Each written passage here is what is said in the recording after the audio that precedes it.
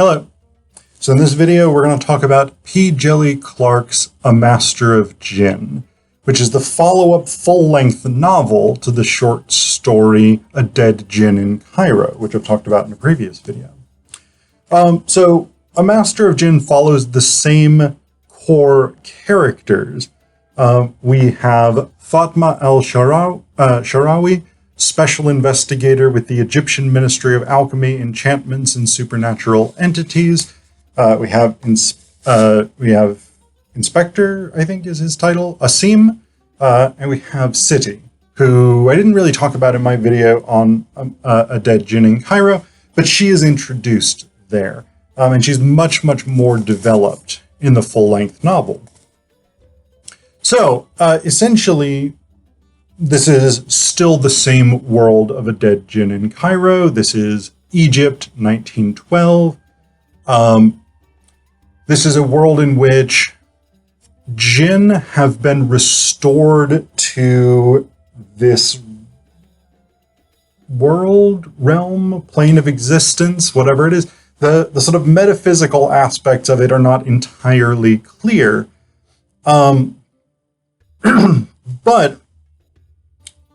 about a generation ago, 2 generations ago, there had been a Sudanese mystic called al-Jahiz, who used a mix of magic and machinery to punch a hole between worlds, essentially, which allowed the jinn to come through and sort of repopulate the world with magical beings.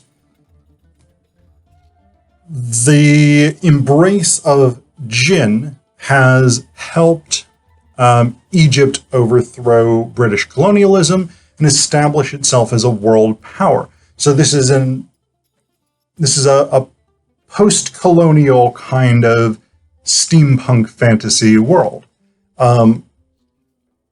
which is very much different than something like H.P. Lovecraft would have envisioned. And I talked a decent bit about that in my video on A Dead Djinn in Cairo, so I'm not going to beat that dead eldritch horror too much in this video. But this is definitely another sort of Lovecraftian cosmic horror novel. And again, because we have a dark-skinned Egyptian woman who's a lesbian, Lovecraft's racism and xenophobia would be going haywire. But them's the breaks. Sucks to be him. So what happens essentially in A Master of Djinn is that al-Jahiz returns, or seems to return. Fatma and Asim and City are all sort of convinced that this is an imposter, but the person who shows up as al-Jahiz is able to command jinn, is able to sort of do magical feats, things like this. And he makes the argument, so essentially the imposter, as they insist on calling him, al-Jahiz, as everybody else insists on calling him initially, al-Jahiz makes a sort of populist argument, not entirely incorrectly, pointing out that Egyptian society, and actually every society in 1912 across the world, remains premised on inequality. So he builds a following of slum dwellers on the sort of basis of grievances against the establishment, against the police, against the wealthy, etc., and whips up a kind of nationalistic furor with accusations that officials in the Egyptian government plan to sell Egypt back to the British, essentially, that they are betraying Egyptian national sovereignty. there's a lot of specific things that go on that are really interesting and worth talking about, but in the interests of keeping this video manageable, I'm not going to talk about them. But essentially, Fatma and Siti and Fatma's new partner, Agent Haida, have to sort of figure out what it is that's going on, and what they eventually sort of work out. So, okay, I'll step back a little bit from that. I'll tell you what they work out in just a little bit. But one of the things that they do find out about midway through the novel, maybe 2/3 of the way through the novel, somewhere in there, is what al-Jahiz plans. So al-Jahiz gives them this sort of weird nursery rhyme, right? He says, the 9 lords are sleeping. Then the 9 lords are sleeping, he continued in sing-song, do we want to wake them? Look into their eyes and they'll burn your soul away.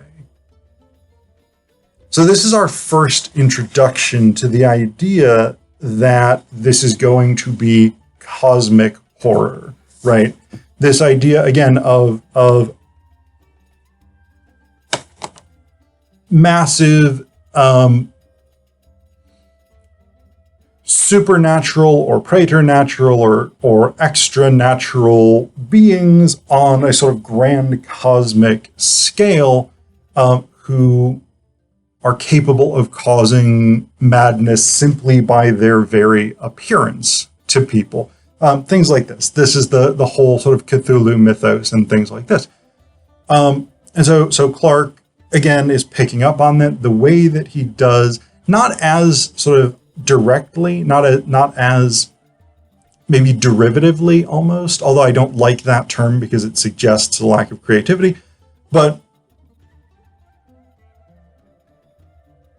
the old gods in A Master of Djinn aren't sort of visually as directly evocative of the old gods in Lovecraft, I would say. The whole tentacles thing is very clear in A Master of Djinn, in A Dead Djinn in Cairo, like the tentacles of Cthulhu and things like this. That sort of imagery is very much here. In A Master of Djinn, the imagery largely changes. It becomes more based in Arabic folklore rather than Lovecraft as such. So what they eventually find, the investigators, Fatma, Haida, Siti, and Asim, eventually find is that there is an ancient relic called the Seal of Suleiman, which is capable of controlling jinn. It is capable of enforcing the user's will on jinn and overriding their own will.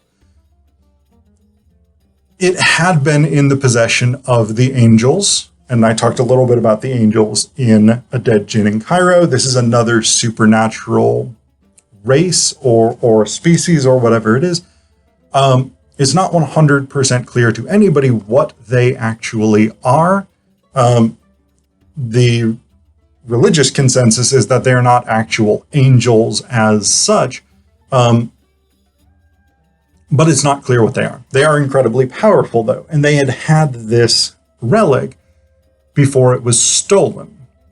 And so the agents have to sort of work out who stole this incredibly powerful relic, and they initially suspect this guy named Alexander Worthington. So the novel actually starts with, I forget what his dad's first name is.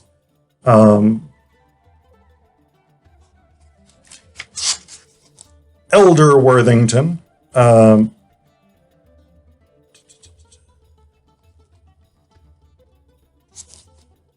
It's not that important, I guess. So Elder Worthington, whose name I can't find here at the moment, I don't know, we'll just call him Lord Worthington, whatever.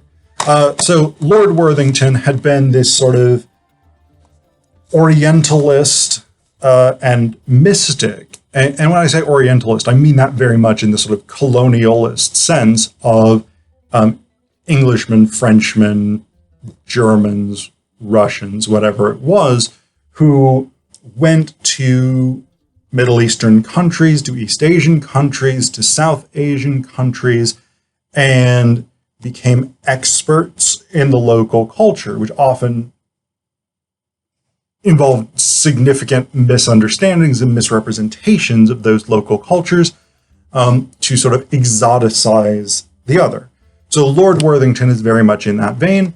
He forms this secret brotherhood, the Hermetic Brotherhood of al-Jahiz, which is devoted to researching and trying to sort of reproduce the wisdom of the Sudanese mystic who had brought Djinn back into the world. In the opening scene, he and the Hermetic Brotherhood are pretty much all killed by al-Jahiz. The investigators suspect Alexander Worthington, his son, of being the sort of mastermind behind this. But in a twist, which actually was pretty well hinted at, I actually think Clark does a really good job with this. Like, even though I kind of saw this twist coming, I still really appreciated the way that it worked out. In fact, Alexander is just a sort of bumbling, privileged idiot, sort of affluenza frat boy who thinks he's much, much better at things than he is. Instead, the actual mastermind is the person who has sort of downplayed her own knowledge, abilities, and skills by pretending to be a fool, and that's Abigail Worthington, his sister. And her goal, essentially, as she establishes, as all villains do in media, she reveals her plan. Basically, her goal is to rebuild the British Empire by commanding armies of Djinn to reconquer basically the world for Britain, and either make herself queen or maybe just be like super honored as the person who rebuilt the British Empire. She has gotten Ifrit, which are fire Djinn, to construct a giant mecha Djinn, and that sort of rises up from under the ground beneath the Worthington home and heads off to Cairo to try and rebuild the Clock of Worlds that Maker had created in a Dead Djinn in Cairo, so that Abigail can open a portal to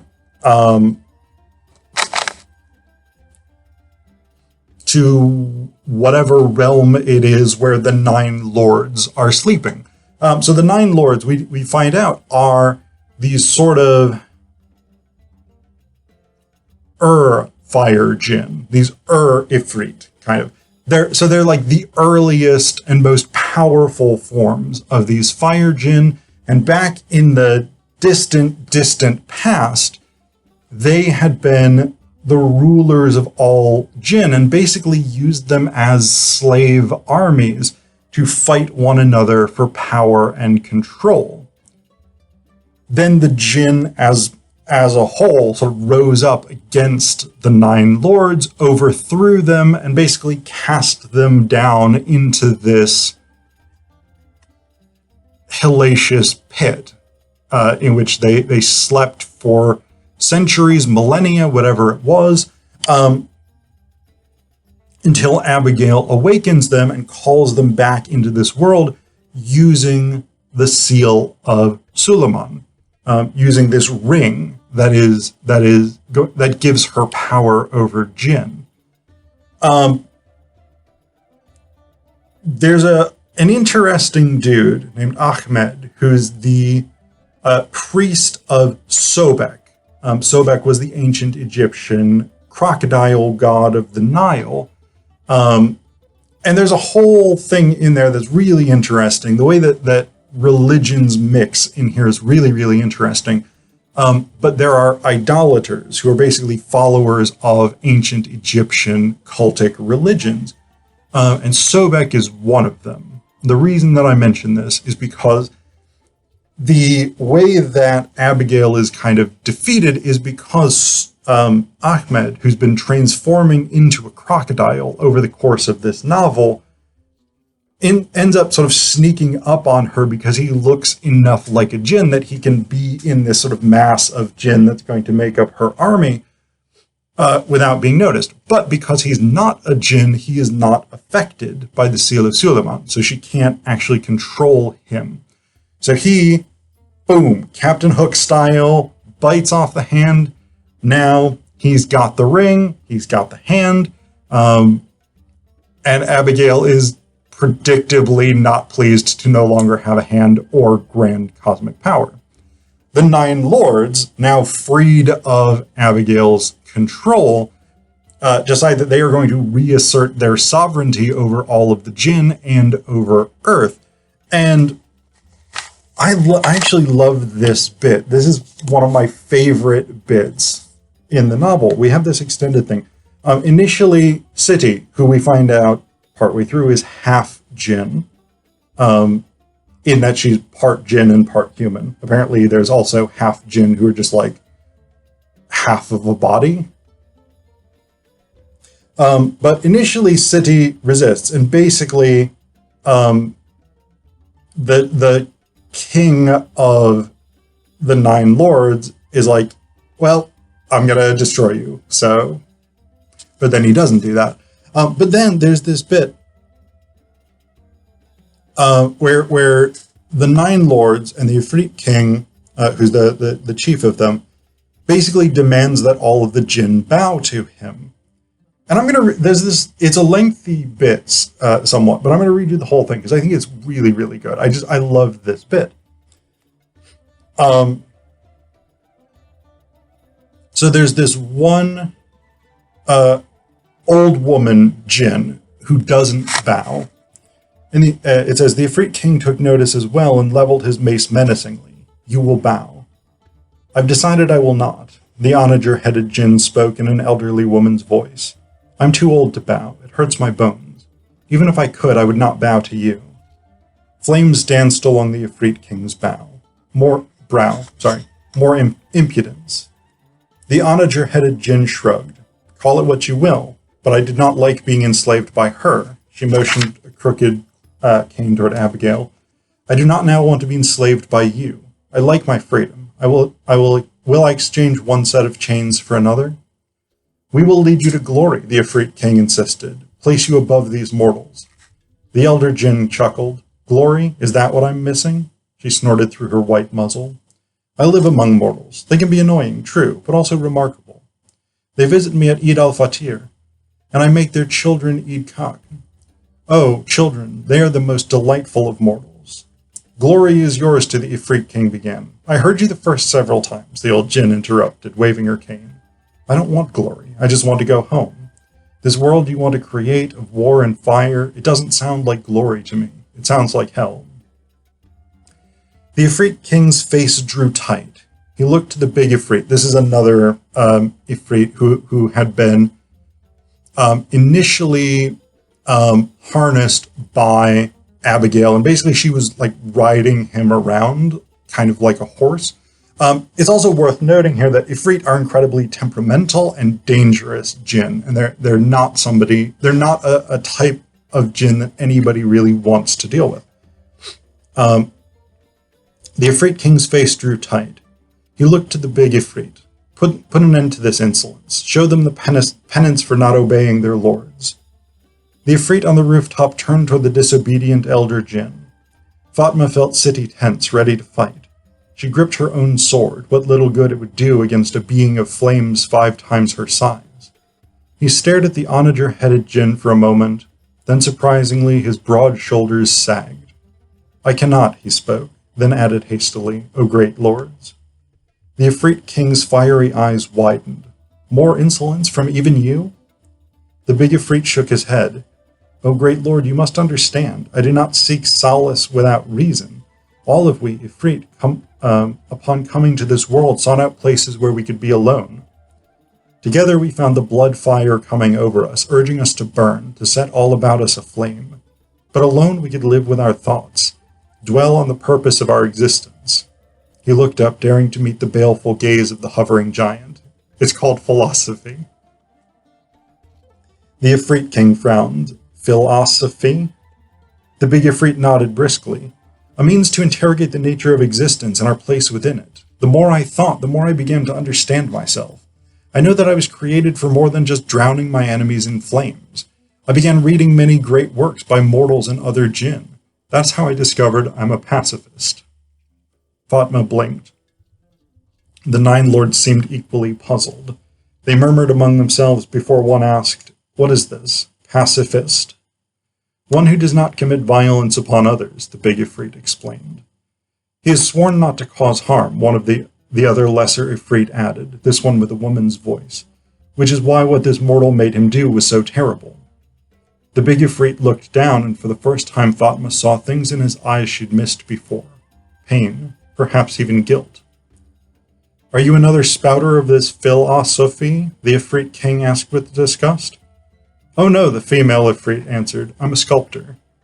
"She's very good," the big Ifrit put in. "She makes beautiful landscapes of rocks and sand." The other lesser Ifrit agreed, causing their companion to look down sheepishly. "We've told her she should display her art, but she's an introvert, and we want to respect that."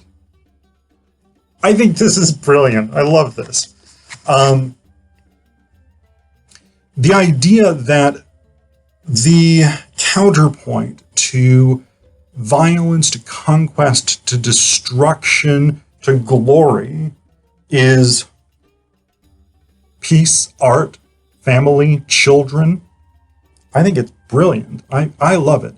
And there is a part of me, if I'm honest, that wishes that this would have been sort of the deciding factor in the novel, and that the Djinn themselves would have successfully overthrown again the 9 lords.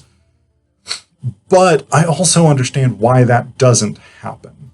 The Djinn do rise up. There is a battle between the 9 lords and the Djinn. It's not going well for the Djinn. The 9 lords seem to be winning, but Fatma gets the seal of Suleiman. Ahmed comes back and sort of gives her this ring, and she puts the ring on, but she's not initially able to control the 9 lords. They're too powerful for her. But she is able to sort of go into this other realm, and it's not 100% clear exactly what it is, but she encounters this other being, or these other beings. And basically, the idea is that if her desire is pure, if her purpose in wanting the ring is pure, then she will be able to control it, and she will get the full seal of Suleiman. Because the ring is just a minor form. It's not the seal as such. And we have this really interesting scene where the being that she's talking to sort of offers her wealth, offers her power, offers her this sort of deep interpersonal relationship with City, command over City, essentially. And it's this sort of temptation of Christ in the wilderness moment. And Fatma rejects all of this. And she basically says, what I want, the only thing that I want to use the seal for, is to send the 9 lords back to the realm where they were imprisoned. She's given the seal, and the ring disappears, and instead there's this sort of mystical script that appears across her body, and she is able to command the Nine Lords. She stops them mid-battle, basically. And then, interestingly enough, she requests that the big Ifrit fly her up to talk to the Ifrit king. And it's crucial there that that's a request and not a command, because if she had commanded him to do that, it would have been a violation of the purity of her desire. And so this becomes a big element. And there's another moment of temptation where, like, she realizes that she could read. So after the Nine Lords are sent back to their realm, she realizes that she could read City's thoughts. She could find out all of City's secrets, how City really feels about her, etc., etc. And she has to reject that temptation. So that's where it kind of ends up, is this. There's the element of the Djinn who reject conquest, violence, domination, etc., etc., in the name of basically peace, love, art, philosophy, family, etc., etc. But then there's also the question of the hero's purity. Fatma's purity at the end of the novel becomes one of the key elements in actually overcoming the central conflict. So it's a really, really good novel. If there's one complaint that I have about it, it's a minor complaint, and because I think this is the first in a series, this may be addressed in subsequent novels. We learn that the angels consciously allowed the theft of the Seal of Suleiman, as well as the Sword of al-Jahiz, and a bunch of other stuff that was in their vaults. We never learn why. Now, Clark kind of covers his bases on this because he establishes over and over and over again that the motives of angels are mysterious. And while I accept that within the world of the story, it's not especially satisfying as a reader. But that, I think, is a minor complaint. And again, I think that will probably be resolved in subsequent books.